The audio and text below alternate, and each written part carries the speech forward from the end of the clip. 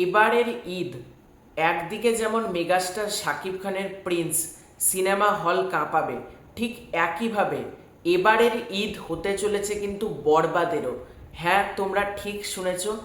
গত বছর ঈদের মানে 2025-এর ঈদের সব থেকে বড় বক্স অফিস কালেকশন করা বাংলা সিনেমা, ইভেন সেই সময় ঈদের কথা বলবো না, 2025-এর সব থেকে বড় হায়েস্ট গ্রসার ছিল। আমি দুই বাংলার কথাই কিন্তু বলছি। একটাই ছবি, সেটা হচ্ছে বরবাদ। 80 কোটি টাকা যার বক্স অফিস কালেকশন ছিল, এবং এই ছবিটা প্রমাণ করে দিয়েছিল কি কি রেকর্ড গড়তে পারে। এবং সব কিছু ঠিক থাকলে যদি পাইরেসি না হতো ছবিটা কিন্তু 100 কোটি টাকারও বেঞ্চমার্ক হয়তো ক্রস করে যেত। কে বলতে পারে হয়তো প্রথম কোনো বাংলা সিনেমা যেটা 100 কোটি টাকা ক্রস করতো, কিন্তু সেটা হয়নি। 80 কোটি টাকার একটা গন্ডি কিন্তু পেয়েছিল বরবাদ।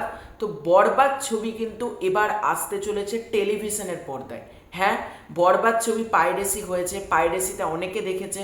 তারপর ছবিটা ওটিটি প্ল্যাটফর্মে এসেছে, এবং ওটিটি প্ল্যাটফর্ম চরকিতে হিউজ ভিউয়ারশিপ কিন্তু জেনারেট করেছে বরবাদ। ইভেন আমিও 8-10 বার মতন কিন্তু বরবাদ দেখেছি চরকি থেকে।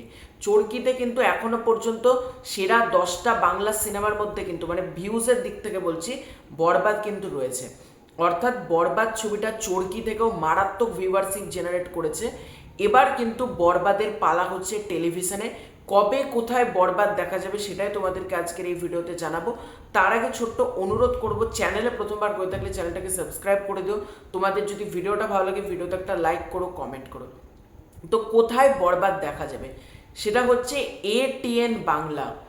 এটিএন বাংলা চ্যানেলে কিন্তু বরবাদ আসতে চলেছে, এবং এটিএন বাংলার তরফ থেকে অলরেডি 3-4 দিন ধরে প্রমোশন করাও হচ্ছিল বরবাদ নিয়ে। তখন আমি চাইলে ভিডিও করতে পারতাম, কিন্তু ডেটটা এবং টাইমটা যেহেতু আমি জানছিলাম না, সেই জন্য আমি আর ভিডিও করিনি। ভাবলাম যে আগে ডেট এবং টাইমটা আসুক, তারপরে আমি ভিডিওটা করব। তো এটিএন বাংলার তরফ থেকে অনেক দিনই বলা হচ্ছিল যে এবারের ঈদে এটিএন বাংলার চমক হচ্ছে বরবাদ। ছোট পর্দায় প্রথমবার আসছে বরবাদ, এরকম নানাভাবে পোস্ট করা হচ্ছিল এটিএন বাংলার পক্ষ থেকে। তো বরবাদ কবে আসছে? ঈদের দ্বিতীয় দিন।